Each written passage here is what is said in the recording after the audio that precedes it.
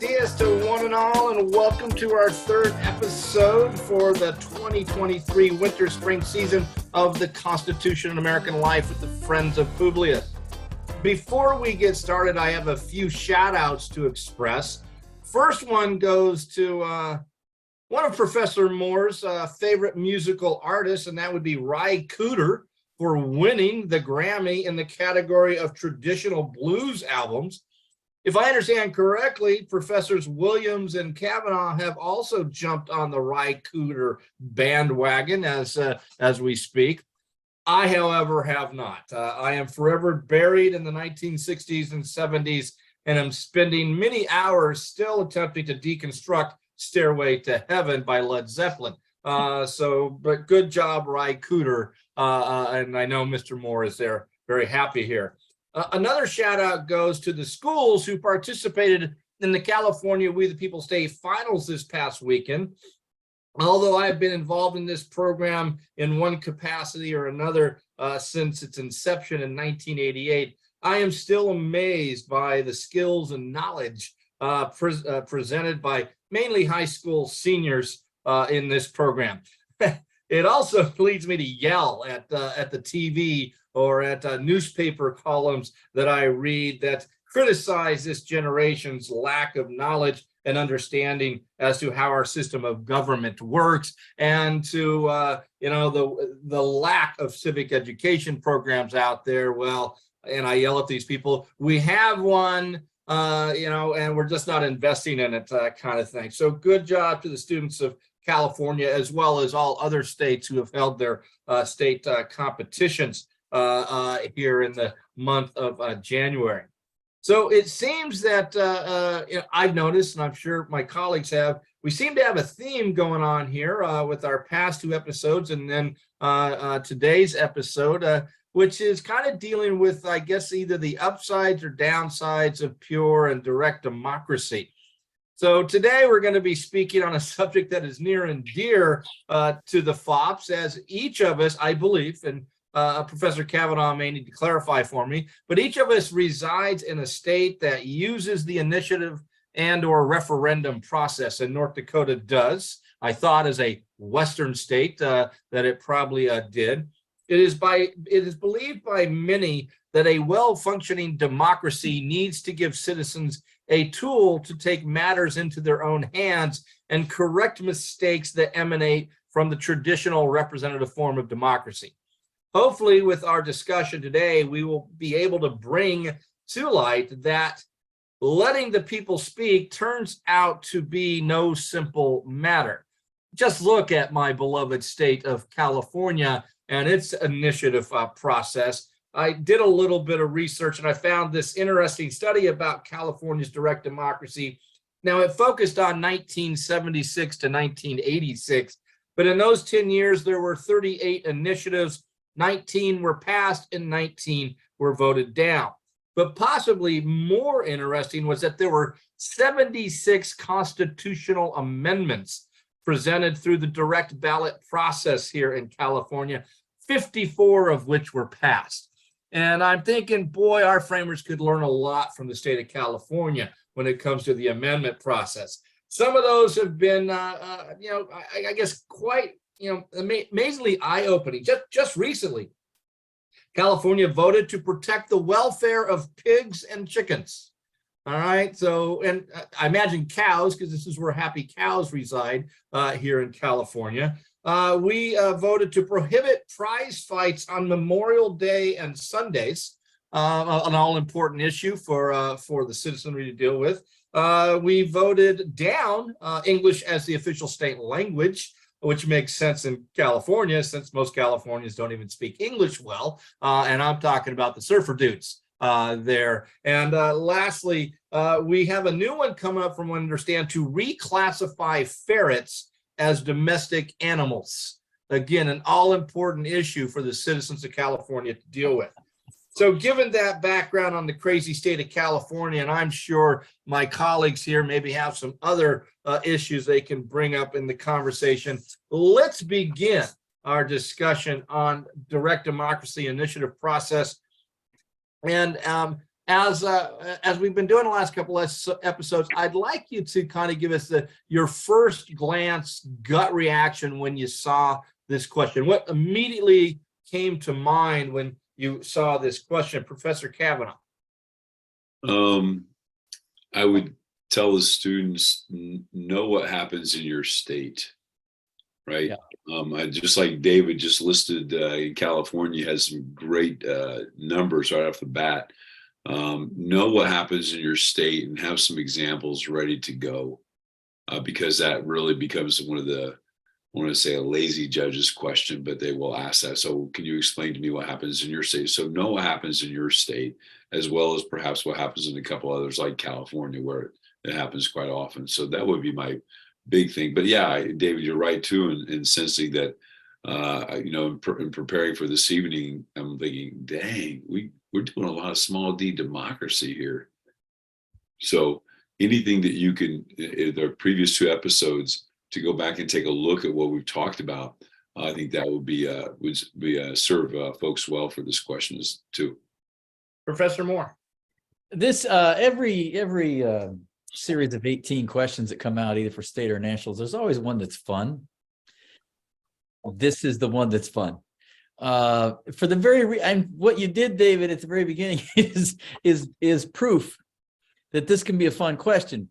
Just and maybe it's California is an easy target on this, but I have to believe that there's all kinds of hilarity with bottom-up initiatives. And so my initial response is, this is the fun question for nationals.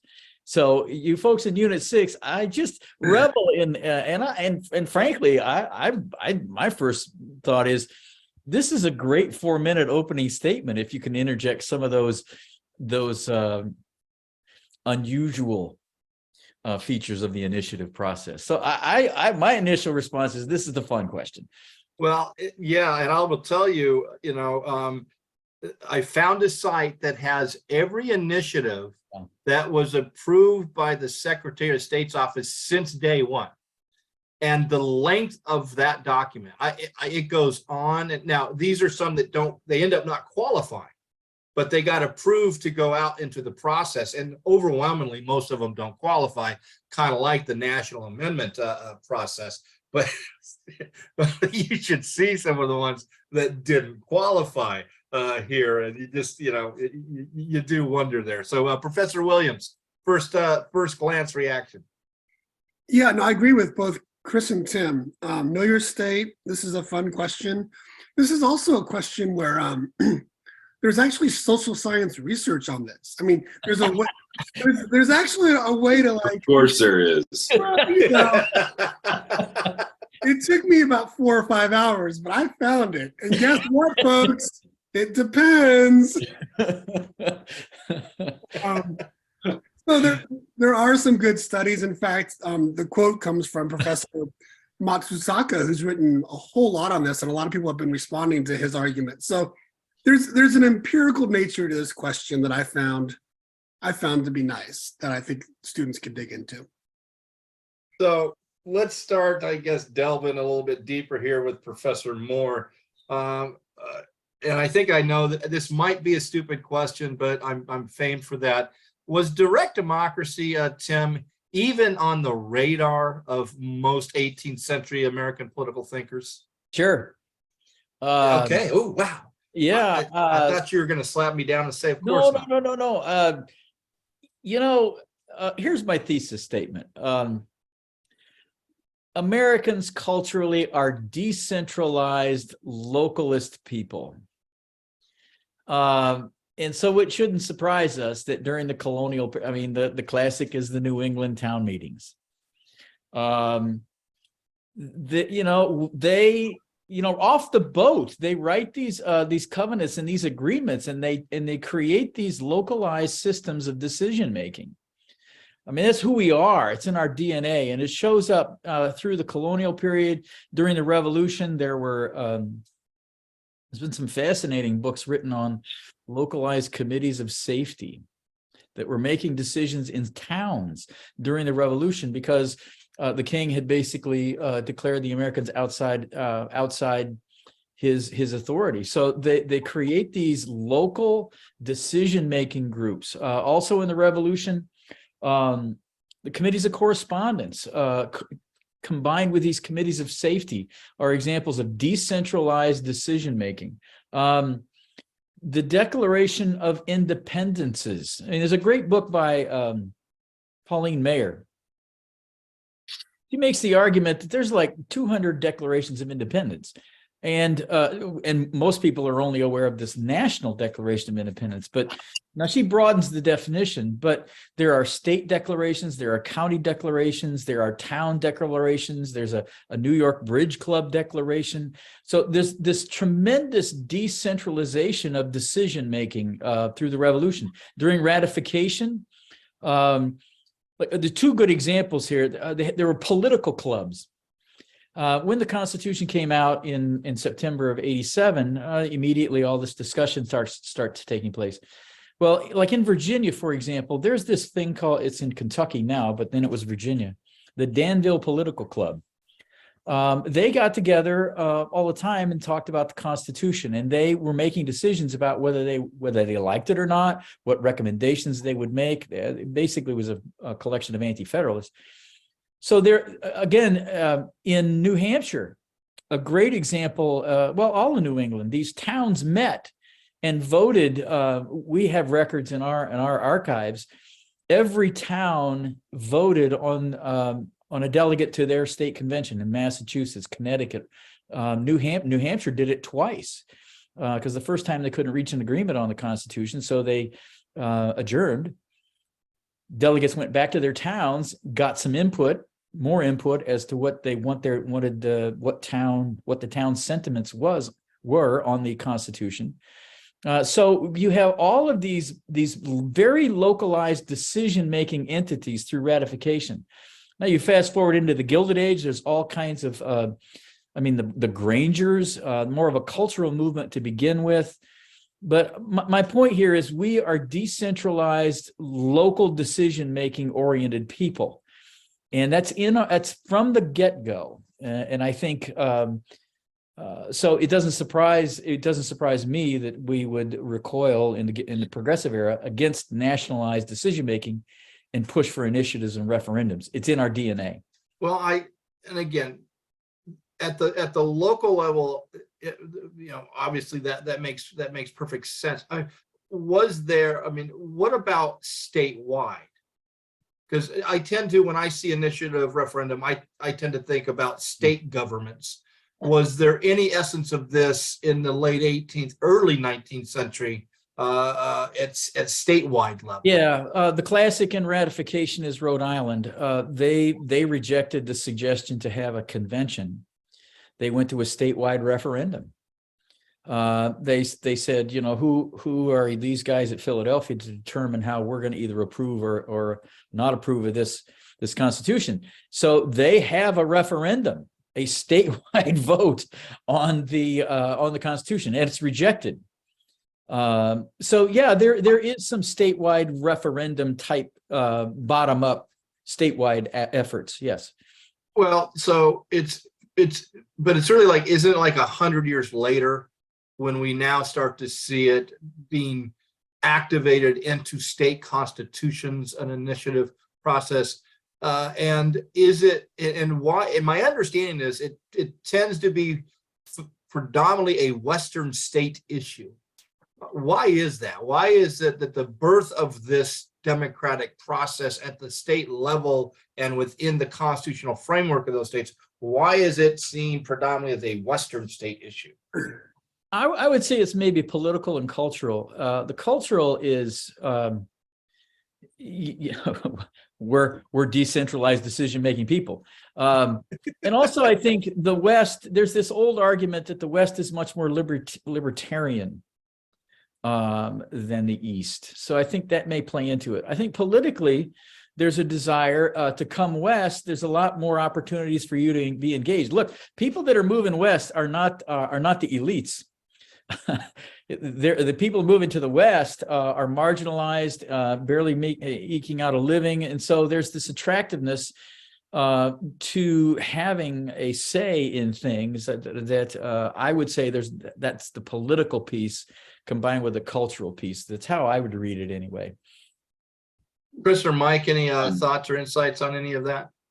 Well, first of all, I would also remind the students that even back to the world famous New England town hall meetings, who has a voice, right? Who's actually getting to show up? So even though we're talking about direct democracy, it's still limited democracy in terms of land ownership, gender, those types of things.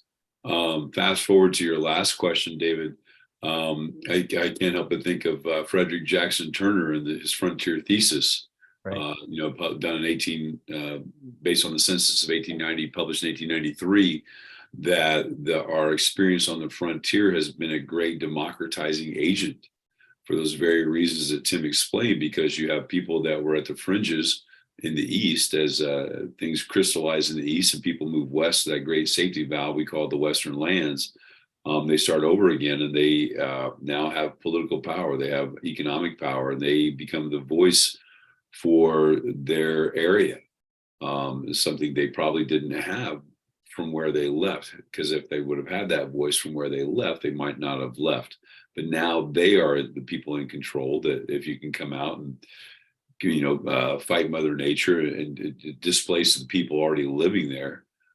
So Turner does a lot in terms of talking about democracy, small d, in the frontier.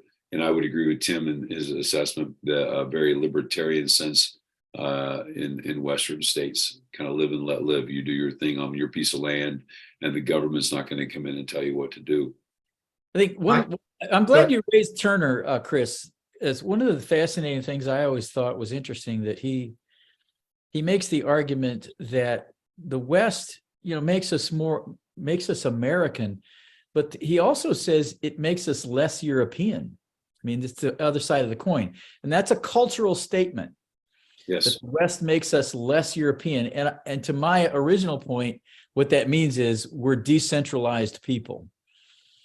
Moving away from king-led government or queen-led government, for sure. Mike, anything? Yeah, no, I have a comment and then something that's going to probably come out as a question for Tim or Chris or you to respond to, I guess, a little bit. I agree with why the West. I agree with the political statement that Tim made. I would also, my understanding of this history is that these calls by states in the West for more direct democracy, it's also in response. And to me, it's in response to the railroad power. It's in response to this cultural idea that we are going to govern ourselves and then being surrounded by a lot of monopolies and wanting to control them. So I wanted to add that for the students. And my second, it's a comment, but kind of a question, because Tim, I completely agree with you. It's like it's in American DNA for this localism, decentralized kind of decision-making. But this idea of decentralized is so key, right? Because it would seem like the founders could have just as easily said, let's pass the Constitution through a national referendum, rather than, or through something like that. Many, many countries since then have used that. So I think there's this tension, right, of to have a national referendum would have empowered this idea of we the people more than maybe we were ready in the 1780s, and maybe more than we're ready now. I know we're going to talk about current day national referendums. How do we really feel about being on the same par with our colleagues and brethren from these different states to make these national choices? Well, we might feel better being in our state. Well, I can tell you this, Rhode Island was a pariah when they did their referendum. Nobody in the country looked at that favorably at all, for them to have done that, because it was so democratic. In fact, their argument was it was so democratic that it was undemocratic, because the heavyweights of communities would show up as demagogues and run roughshod over people's opinions. So the critique was, first of all, you're not following the suggestions, and second of all, you're just nuts for trying it. Yeah. Can I just one other quick example? I'm sorry, Dave. I came across this case, Hawk v. Smith. Have you guys heard of this case from 1920? It's the passage of the 18th Amendment, which students as the Prohibition Amendment. Ohio voters, like the Ohio legislature passed it as per Article 5. Ohio voters used their referendum process to basically vote against it. They got the signatures, they held a vote, and it went to the Supreme Court. I mean, the Ohio voters said, look, we have a right as a state. We want to declare that we are the state legislature. And the court pretty much said, no, you can't do that. You have to follow what's in Article 5, thereby shutting down other states with referendums were going to try this because they didn't want to pass the 18th Amendment. It's the one decision I could find that was on this from the Supreme Court. It's Hawk. We'll put it in the notes, but it was a really interesting case. Well, that reminds me then, you guys have to help me with this, the Arizona Redistricting Council case from a few years back, right? Did the people of Arizona vote in an initiative or a referendum? Wasn't it Initiative 10? Well, I can't remember. Amendment 10. I Yeah. think it was. Yeah, to allow for a redistricting council, to redraw the lines, and which actually led to a Supreme Court case because the Arizona legislature then wanted to say, no, look at Article 1, Section 4, we have that power. But the Supreme Court agreed with the people in that vote and said, no, this is the redistricting council is constitutional. That's what the people wanted. So that's I'll link that in resources as well. Well, as I said, this process is a little muddled as we get into it. So, Professor Kavanaugh, the last couple sessions that we were talking a lot about tyranny of the majority and the danger of direct democracy to lead to such tyranny. It seems to me that a statewide initiative referendum process really sets that prospect up of tyranny of the majority there through direct legislation by the people. What do you think about that? What are your thoughts of this danger? Well, is there a danger? Yes, but I think we have to go back to the point Mike was making. Why did we end up with these to begin with? And it really is going to come out of one, as Tim mentioned, our DNA. And two is the progressive era, because you saw at the turn of the last century, at least a lot of progressive folks were so tired of state legislatures being what they consider to be bought and paid for. And I'm sure many of the students and many of the students' teachers, can pull up some old school editorial cartoons to take a look at what was happening in state legislatures. Which is also the reason for the 17th Amendment as well, the direct election of senators to get an increase in that small d democracy. So you see a pushback. Pardon me. You see that pushback as that pendulum swings with the concentration of power into the hands of the few with money, and then you see the progressive movement push that pendulum and say, well, we need to return more power to the people. And to your question, David, yeah, absolutely. Could it lead to tyranny of the majority? Yes. But I would question the word tyranny, though. We throw that word around a lot. And the majority gets to make the decision. Does that mean that the minority has no recourse then? I would argue that the minority always has a recourse through the courts or other actions. So can it... Well, I was going to say, but that's true if you use that more traditional democratic republic, a legislative process. As long as you have a judicial branch, then are we saying that we really never have to worry about tyranny of the majority in the American concept? No, I think we have to. I think we always should be on guard for that. I just wonder about the definition of the word tyranny. I just wonder about that. Is that really a tyranny if this is what the majority of people want? Obviously, you're going to have perhaps the people in a minority that would feel like perhaps their rights are being stripped or their rights are not being protected. But I think that lies the problem or the puzzle that is America, right? Because you're going to have elections whether it be for a political office or for a ballot initiative or a referendum. And, you count, and whoever gets the most wins. But you still have to have that ability somehow to have that minority protected. Well, I guess, we could banter about what the word tyranny means. I think you said it. If the majority passes a law that denies, to me, either constitutional or even in some cases basic human rights, I would define that as tyranny. And again, I look at California, and again, this is where I think you're right. When we passed Prop 187, what was interesting is a lot of people are saying, yeah, California's going to probably pass Prop 187, which dealt with immigration, would deny undocumented immigrants, the children, would deny them access to education, would require teachers, in essence, to become INS agents. It would deny a bunch of public services to undocumented aliens and much more. But I think a lot of people, were saying from the very beginning, this is going to be dealt with by the courts. But then we get to Prop 8 and the denial of gay marriage rights. If it was, and Mike may help me on this, I don't know, but the federal court eventually does recognize, all right, gay marriage, but it's not about Prop 8. Right. There was no judicial relief on Proposition 8, to my knowledge.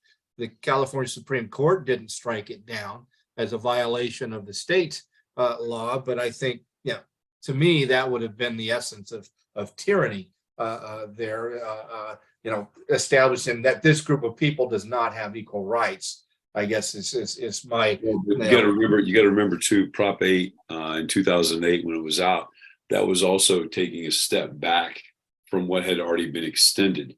All right, so now when you had what was the case? I'm trying to remember the case. No, I don't know what you mean that it had already been. San Francisco had recognized gay marriage under Mayor Newsom. Right. But my recollection, and I'm wrong all the time, the state had not recognized gay marriage. That's why we had the initiative. Right. Was to do so. So we weren't retracing, other than in a jurisdiction like San Francisco, right, there, which in itself created a little bit of problem, obviously, about those licenses there. But I think, and I'd have to go back and look at the record on that. Mike, did you have a thought on majority tyranny, or Tim? Yeah, I do. I just want to build on what Chris said. There's actually some research on this, and the research is mixed. So the research is framed like this: do states that have these opportunities for direct democracy, do we see more passage of laws that would take away, compromise minority rights? So there's a lot of things going on there, right? We have to define who the minority is. We have to think about that. The research on this is kind of mixed. Sometimes it does, sometimes it doesn't. So it's this fear. I mean, Madison's fear, right? In some ways, maybe, according to the research, is not there.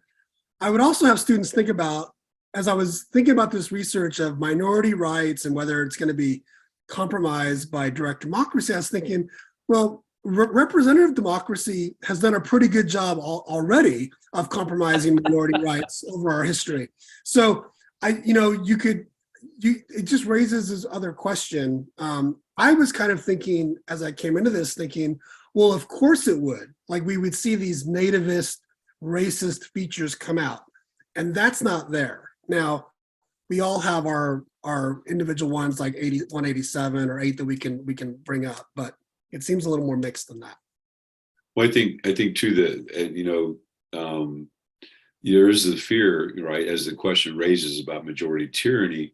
But I think also the way it stands now for the process, what's it cost in Cali now? Is it like around 3 million or so to go through the whole process of gathering the percentage of signatures that you need?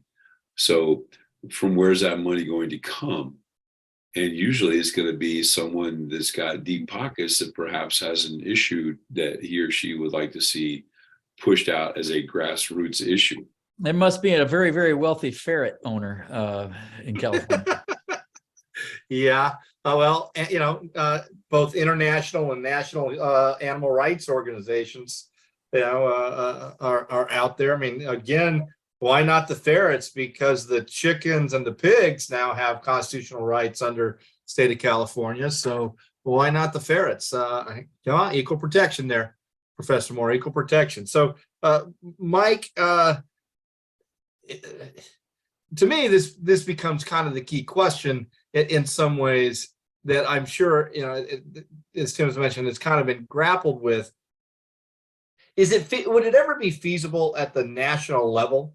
I remember I had a class of students who went back to DC for the hearings, and I think Tim had maybe a similar situation. Well, Tim had a situation where they wanted to abolish the Senate.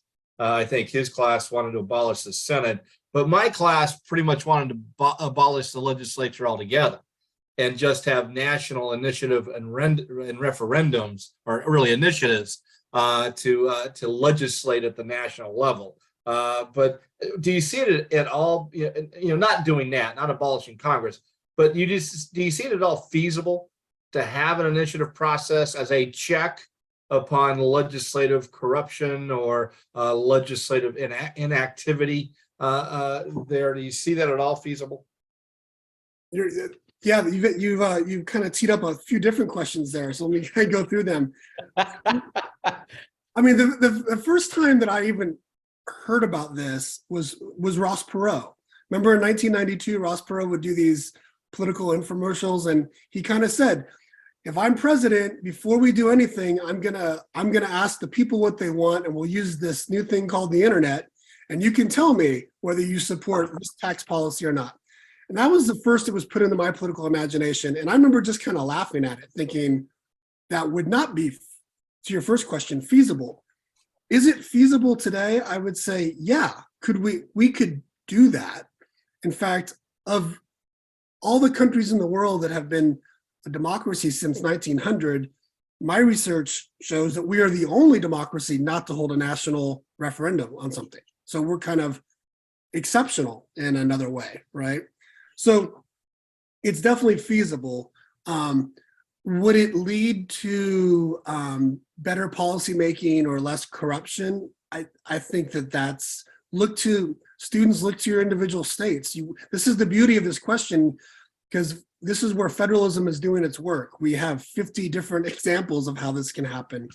I would also I wanted to point out that thinking about this on a national scale, first of all, students should think about, I don't see how it's constitutionally, it could be done without an amendment. But Matsusaka, in his most recent book, argues there are ways to introduce this to the United States without a constitutional amendment. He says that Congress could start doing some non-binding referendums to just ask the people what they want, send it out to the states, and get that back to use that as a way to start getting the American people used to this process. That would be the way I think we could do it now. And then finally, this direct democracy can happen in two different ways. And so I just want the students to hear this.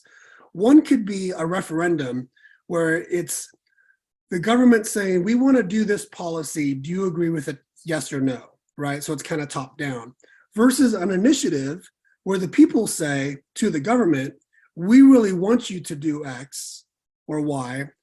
Let's put it out there and we want to show you that we really want this, right? So as you're thinking through this sort of sub-question about what it would look like on the national level, there's wonderful examples from other democracies, especially in Europe, but all over the world. And there's different forms this could take, whether it's binding, whether it's non-binding. Does it come from the government? Does it come from the people? Is it a combination? And it's definitely something that we have the bureaucratic ability to do. but I don't think constitutionally it's something that we could enact without an amendment. Did that answer, Dave? Yeah, no, I agree. Well, I thought what you said about, well, again, I agree about the amendment. We'd have to go through the amendment process, but I found it fascinating what you said, that what you read about how Congress kind of massage and soften the ground in some ways for that. So Tim, I find it interesting. Sure, it's feasible, but my personal view, I mean, you made the argument yourself, David, or no, Chris. In California, the initiative process often is driven by somebody that's got a big wallet. Now, if that's true in California, is that going to be less true at a national level? So I think the California example in that regard shows why I would see it fraught with difficulty. Who's driving the advertisements for all of this to the California example? well, yeah, and I think that's the danger. Although I guess when I'm up in the sky in that magical zone of dreamland, and I thought about writing a note to my congressman who happens to be Speaker of the House, that one of the ways to cut the budget significantly, I think, is to abolish Congress. Think about the billions of dollars we'd save if we abolish Congress and form some kind of council, all right? And citizens can present to this council, all right? And maybe it'd have to be, fairly, maybe 20 members, each with a staff. Citizens can present legislation, and then maybe twice a week the people can vote.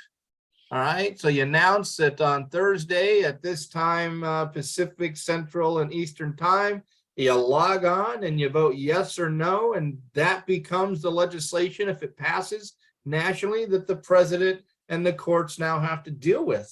We would save billions of dollars. Lobbyists would be theoretically out of business there. Money might be pulled out of the system. Congress would.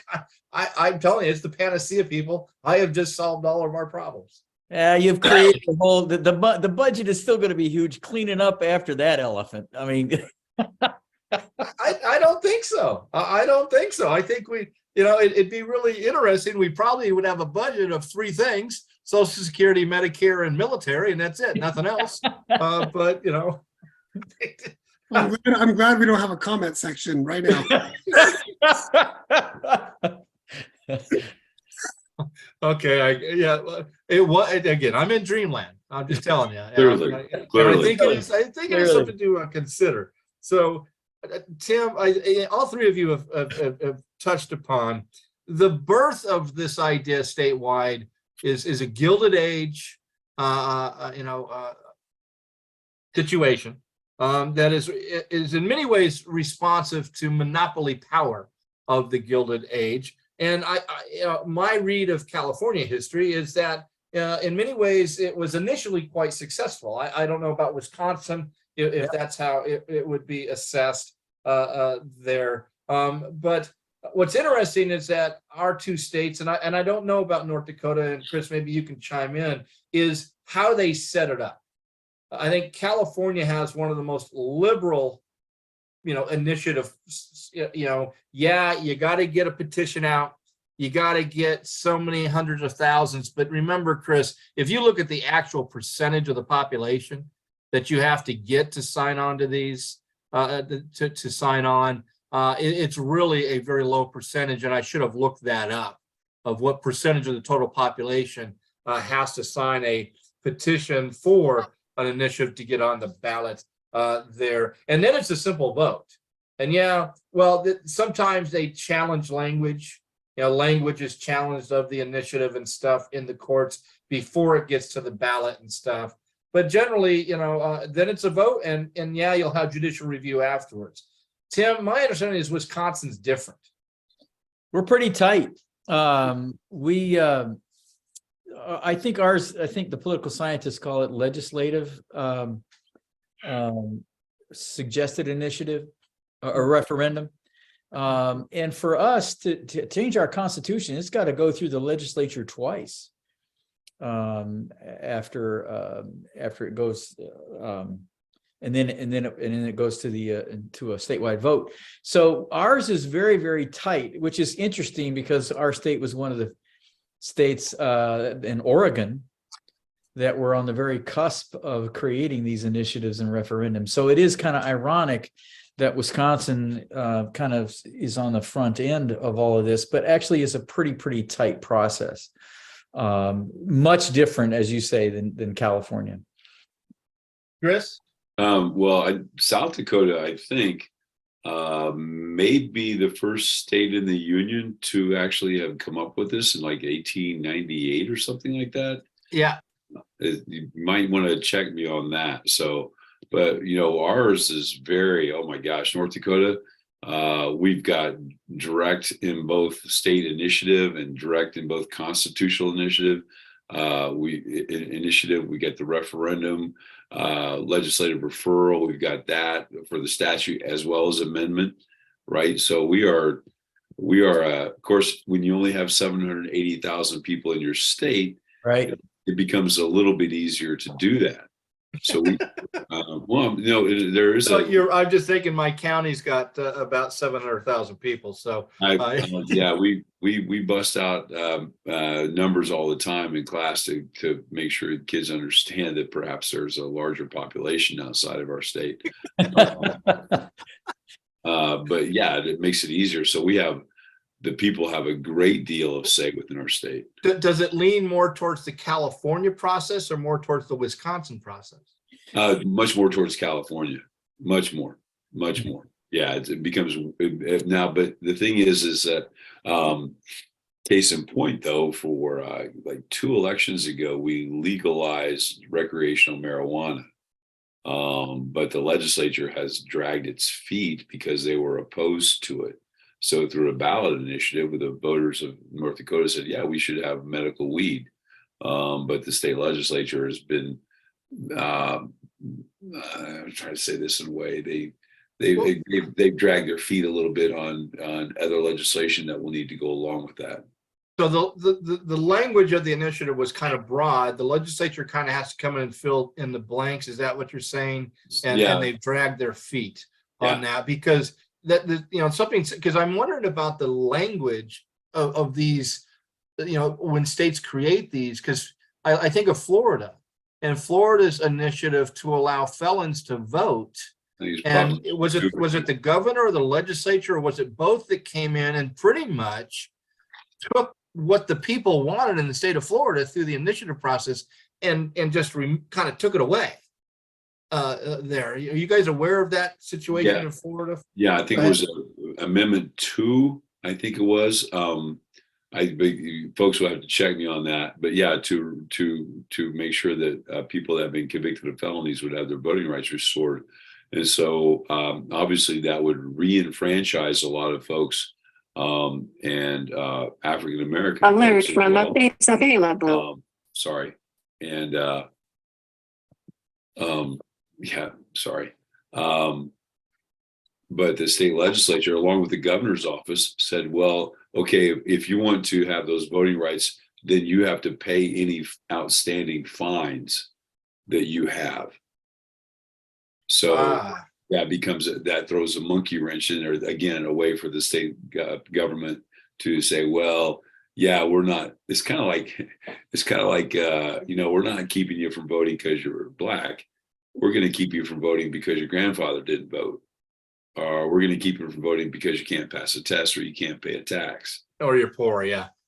Yeah. Or you're poor. So, I mean, again, obviously, go ahead, Chris. Well, I'm sorry, but I think, I consider myself to be a somewhat literate guy, occasionally. But I've read some of the ballot initiatives from California, and for the life of me, I wouldn't know if I'm going into the voting booth and I'm saying, okay, vote yes on this proposition. Well, and again, that you guys have touched on it, the corporate influence in California, and the cost, obviously the cost, but it's just not the cost to get it on there. To me, that's not as prohibitive. I mean, as it might seem, It's what happens during the election process and how much money goes into these things.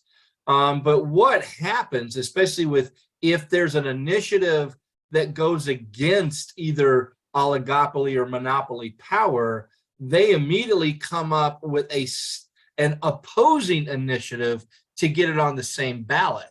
So this last election, and Mike might want to comment as well, because I'll be honest, Chris, my head was spinning trying to read this, and it had to deal with Indian casino gambling, and so you had two separate ones, and of course in the campaign you have different tribes divide. You have tribal groups dividing, and opposed to each other, and you obviously have the Vegas interests, all these things going on, and I don't know how. I mean, I can't. I'm sure there's data on how many millions and millions of dollars were spent on these propositions here in California, which ends up, we're right back where we started.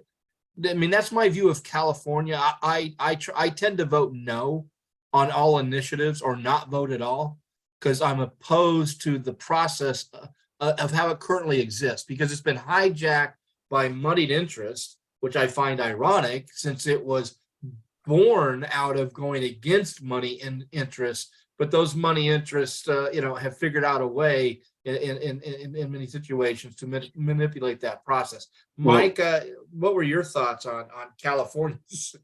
Chris, go ahead first. Well, yeah, sorry. That goes back to the negative side that I was talking about earlier, in terms of outside money pouring in, and the cost, not just the cost, as you mentioned, David, the cost to gather signatures, which is around 3 million, which is not chump change, right? For some of us. That's okay. 3 million in North Dakota means something totally different than 3 million in California. Yeah, it's a heck of a lot more in North Dakota, that's for sure. Yeah. But I was curious about this because I remember looking at this at the time, so I looked it up. And for Proposition 8, which was a huge one, students, for the same-sex marriage in California, $83 million was spent by both sides on that proposition, whether or not to allow same-sex marriage. And so much of that money came in from outside of the state. And I likened it at the time to bloody Kansas, to bleeding Kansas. And stay with me on this, sorry. But, you think about, okay, we're going to allow for popular sovereignty, whether or not Kansas territory is going to be enslaved or free. And so you had all kinds of serious money supporting these people to pour into the Kansas territory, which students, hopefully you studied your American history, know that bloody Kansas, for 10 years prior to the outbreak of the Civil War, the fighting has already taken place. And so that becomes the downside to the current system, is you get, millions of dollars pouring in from outside of the state, but people somehow have an interest in what happens within the state. So that's a curious kind of thing. And I likened it to bloody Kansas. Mike, any thoughts, responses, or about what I said about California? Yeah, I mean, well, to me, the kernel of what you're saying is that, and I agree with you, that some of these initiatives are really hard just to understand, even those of us who spend the time to want to understand that. So, and went to law school. Right, yeah. And, but you know what, the way I did it this last election was to use other cues, right? I looked to see what other interest groups or politicians were on the side of the different ones, and I used that as a cue. And in my research for this question, the political science that researches out there, the question is, do people understand what they're voting for with the ballot initiatives? And the answer is kind of like, yeah, the same shortcuts they use to get through all the political speak that we get with our normal candidate elections, voters use with the ballot. So while I think you could make a pretty persuasive argument, like saying, maybe one reason we don't have direct democracy is that there's some things that are just too complicated and too complex for the everyday voter to get right.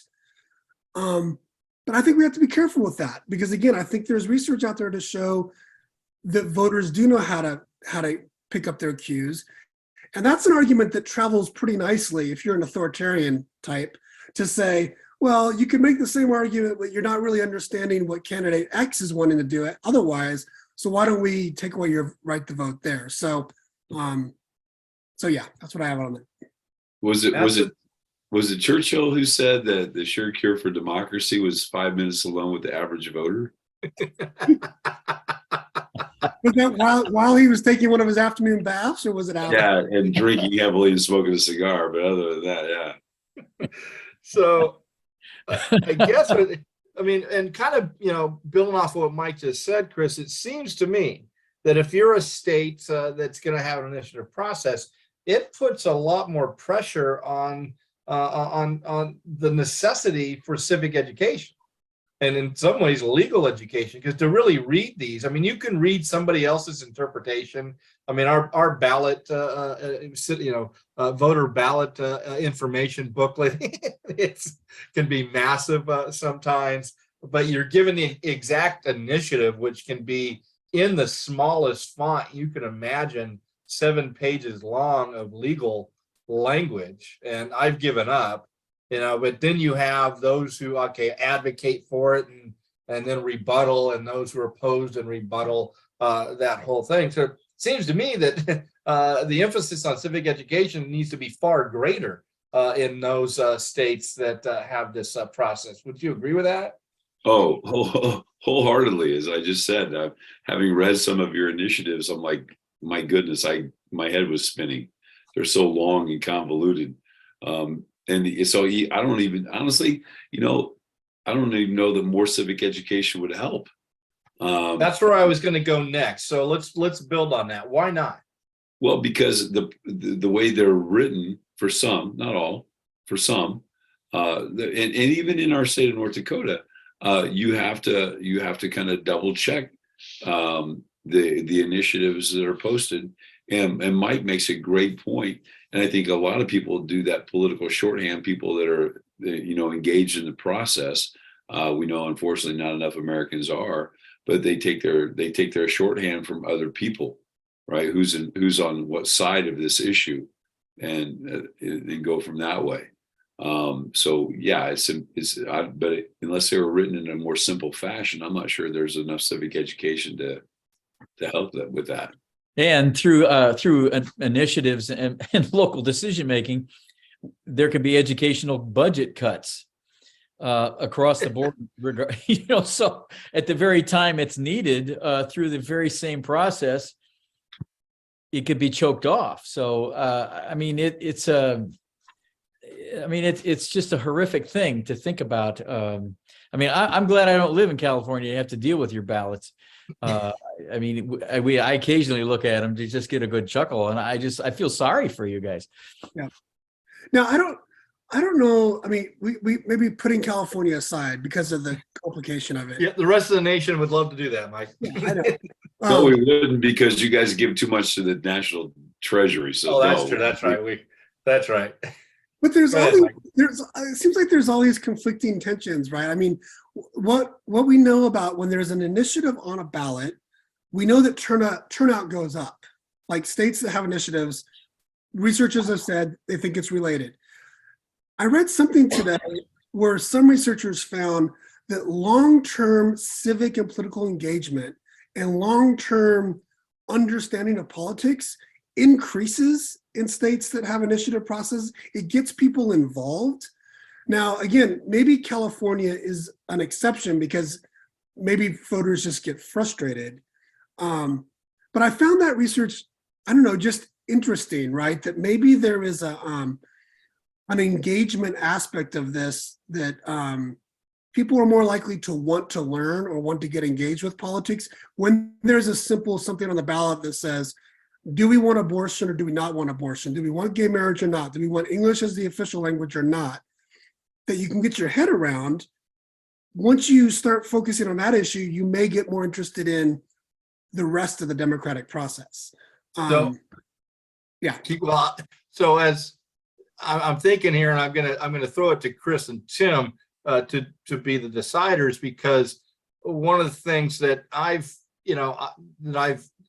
some of the studies I've shown is that states with initiatives, and again, California and a few others, in which we can end up with 8, 9, 10 initiatives on our ballot, it leads to ballot fatigue and actually diminishes turnout and increases cynicism or anger or whatever at the system. So to Chris and Tim, I'm wondering, you think initiatives are overall good or bad for democracy? And I'm already anticipating Mr. Moore's answer here, but do you think your general sense and your reading and experiences, you think it's good or bad for overall democracy? I do, because it's who we are. I would be shocked if we didn't have these initiatives and referendums. It just would seem antithetical to who we are as a people. Chris? Is it good or bad for society? Just democracy in general, because my argument is it depresses the system. Yeah, and again, yes, I'm coming at it from a specific California perspective. It's one thing, Mike is absolutely right. If it's abortion, and it's those kind of issues, all right, it's affirmative action possibly, although I think people have gotten kind of bored with that, and California has voted it down multiple times there. But if it's insurance rates, and I don't know if it's rights for chickens and pigs and ferrets, I don't know that it necessarily increases participation. I just know that it depresses turnout, because people look at all these things, and on top of having to vote for either dog catcher or water district and stuff, they look at these ballots and go, kind of stuff. So that's a California problem, not a problem we have. Is it good or bad? The answer is yes. I knew that. I knew one of you were going to say that. Yeah. Well, of course it is, because to Tim's point, that is who we are, right? And we like to be able to have that say. But does it? Okay, I'm getting tired of it. This happened in a segment in our last season. This, this is who we are. We love to vote. We have some of the lowest voter turnout rates in the world of Western democratic countries. Can I finish my statement? Yeah, I'm sorry. That's okay. You're only allowed one rant per month, David. So you were suppressing my First Amendment rights. Yes. Unit 5. Yes, I agree with you, David, that it does lead to voter burnout as opposed to voter turnout, because people do get tired of at a certain point, people are like, just make the decision. So I think it also speaks to the type of representation that you want to believe in, right? Do you believe in that trustee theory or the delegate theory of representation? And that's even at the state level. I've always thought that perhaps that, again, not to beat up on California, because we do like the fact that you guys give so much to the National Treasury, so we can pay our farm subsidies here.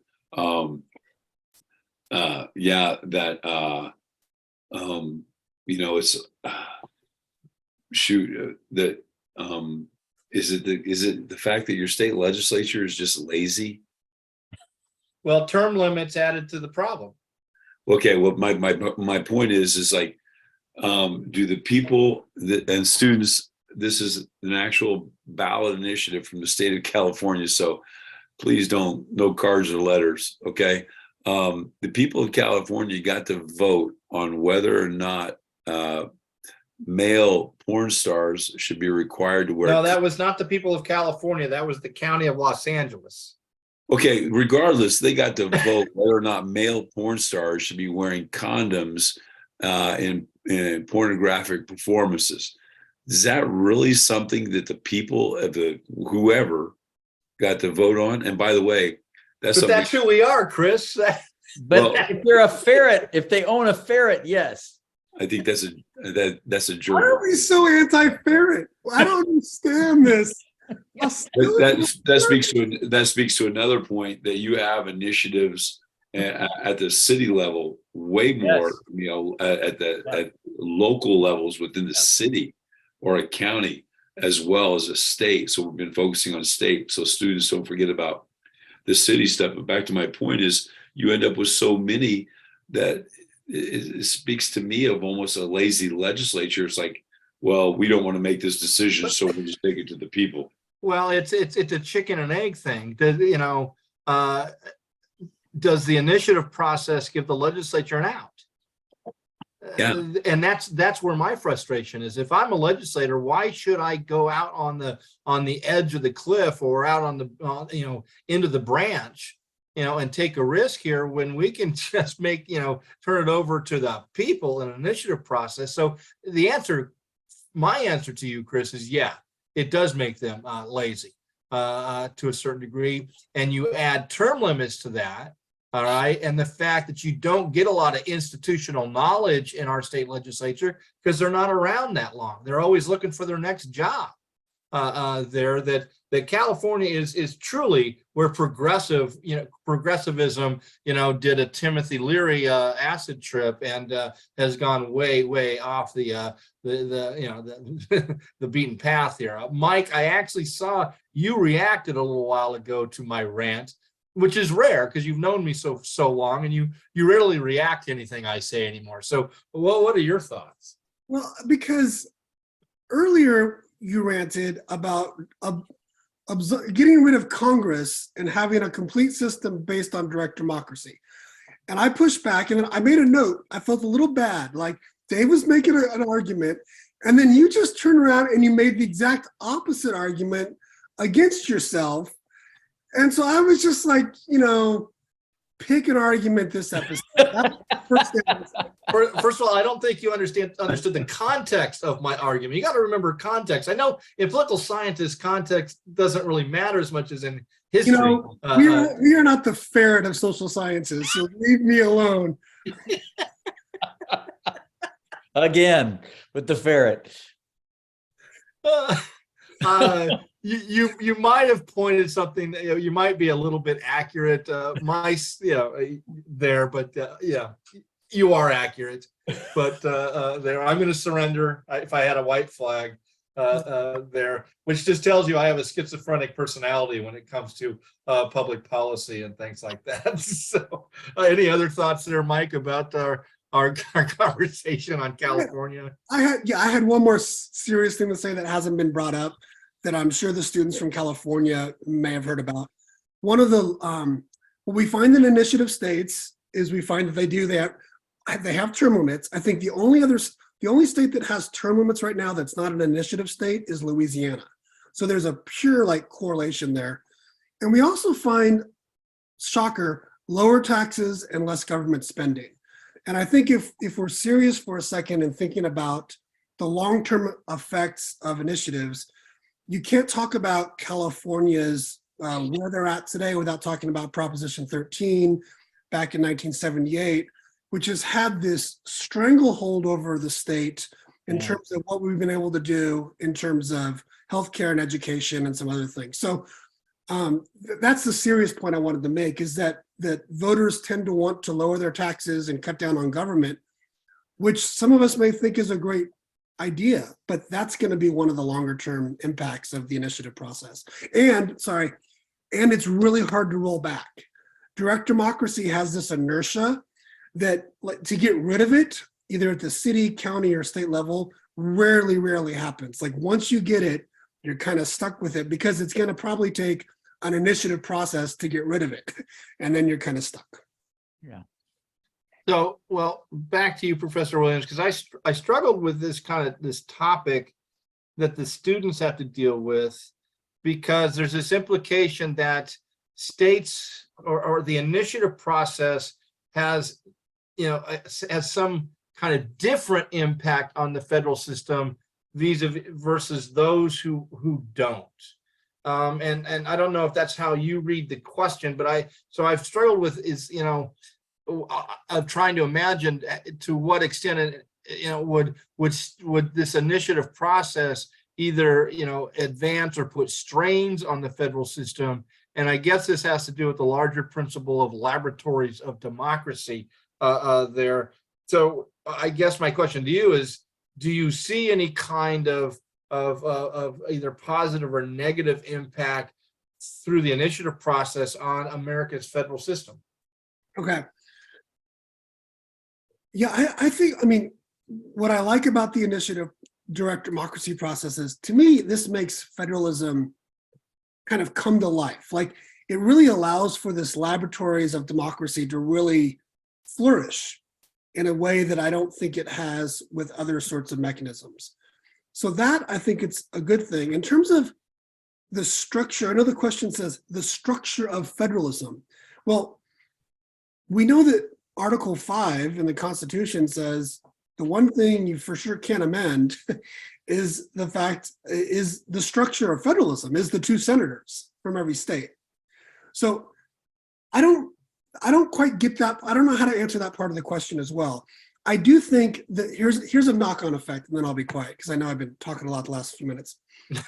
I mean, states that have term limits up and down statewide, that's going to create a certain dynamic in the state that's going to have a knock-on effect, maybe at the federal level, in terms of who is getting into federal office and at what time.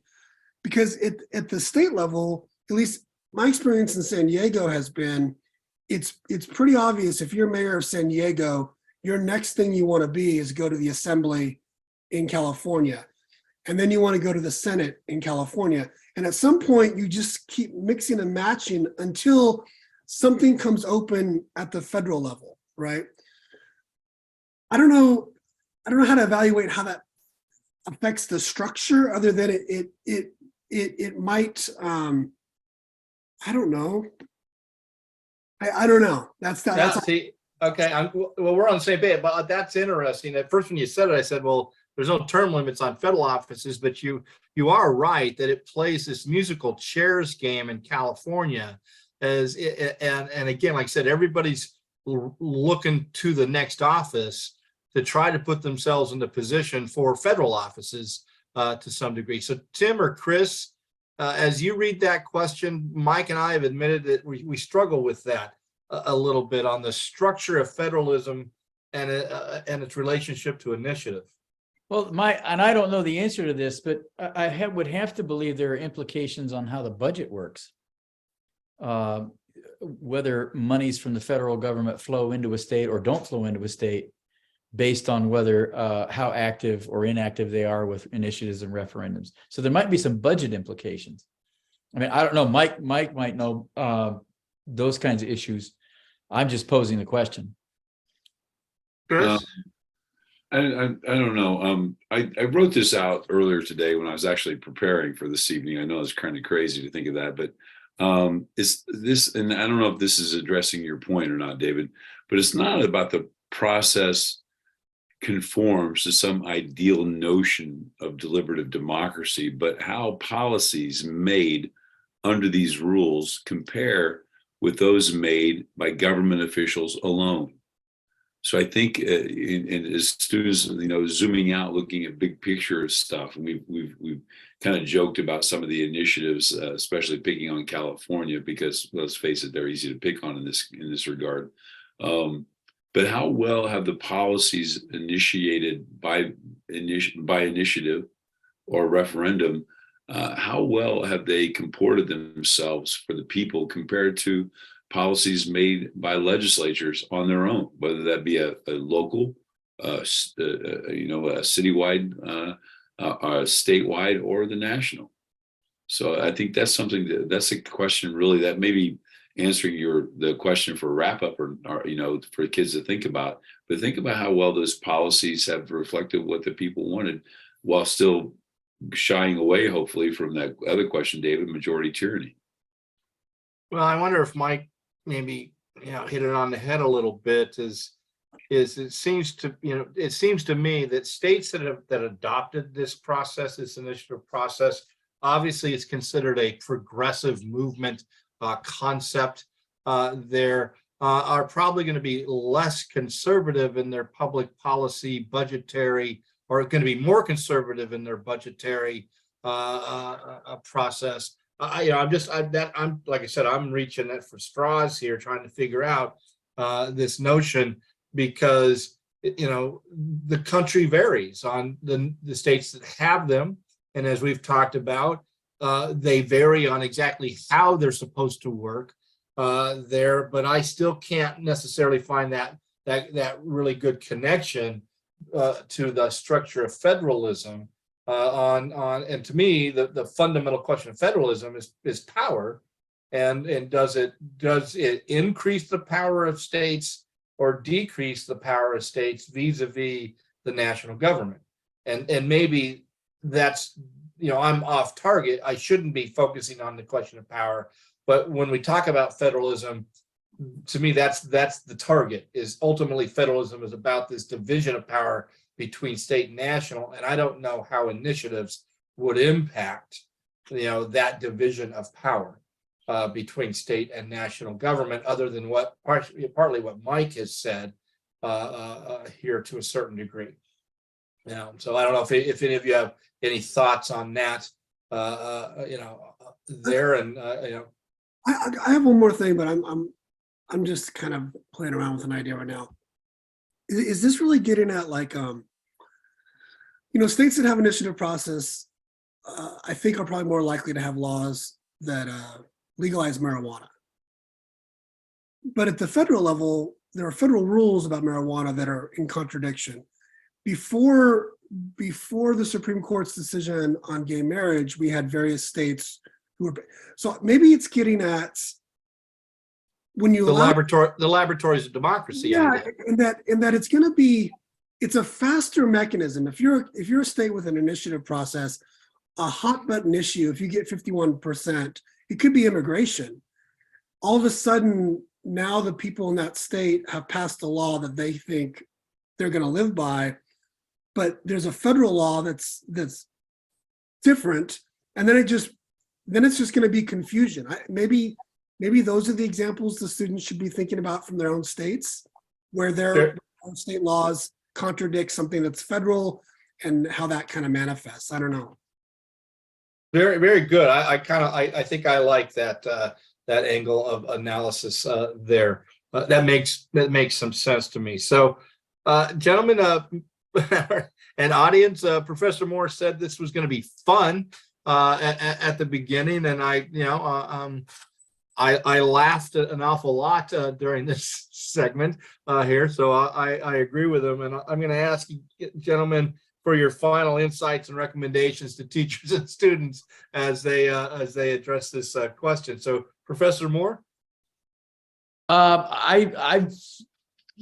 is almost all after 1800, so I'm way out over my skis on this question. But I think Mike's point about and Chris's point about knowing your state, knowing your localities, and using that is very effective. A very effective approach, I think, in your presentations for the national competition. Know local. Chris? Agreed. Obviously, also, if you don't like the process, right? If there's something, and I should add this to almost the end of every segment. If you don't like the process as it stands, what solutions do you have, right? Because there are political scientists out there besides Professor Williams that you can read about to see what the process is. And by the way, the quote from the gentleman's name, Mike, that's a prompt for this question, Matsusaka, I believe. Matsusaka. If you follow that link, you're going to see there are several other scholars in that very piece. So, it'd be kind of a fun idea to have your kids in the unit to explore both of or all four of those learned people to see what their views are, and you can bring in those ideas as well. Because it's, if it's broken and you think it should be fixed, how would you fix it? So I think of it as that way too. But I do go back to Tim's original statement. This is kind of who we are in a way, right? We love having that control until we get burnt out on it, like Dave said, and we said, somebody else make the decision. Mike? Students, I'd have you remember that all animals, ferrets, cows, chickens, they do feel things. And the amount of meat that we consume right now as human beings is really not healthy. So, and Wait, you're eating ferrets? no, I don't have any Like opinion. ferret on a stick or what? Is that like a kebab or? And if it takes an initiative to help animals and to help humans who are eating too much of them and the environment, I'm all in favor of an initiative process that is pro ferret and cow and chicken. That's what I'm gonna say right there. Wow. I was gonna follow up, but I'm not gonna even try. Yes, To follow. Yeah. I'm done, ladies and gentlemen. Well, I would agree that with Mr. Moore that this was really fun. As I opened up and like I said, I have no original ideas. I actually took that notion from somebody else, that letting the people speak turns out to be no simple matter here. And so I look forward to hearing about how you're all going to handle this question and testify at your congressional hearings here.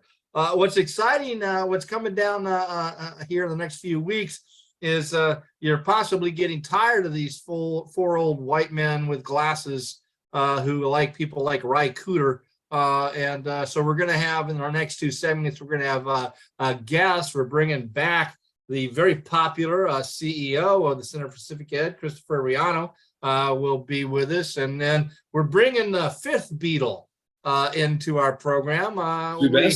We call him K Fox, Kevin Fox, one of the greatest civic education teachers here from the state of California, and also a coach of a national championship team in We the People. He will also be a guest here in the next few weeks. So we're looking forward to that. We hope you will also join us for those conversations.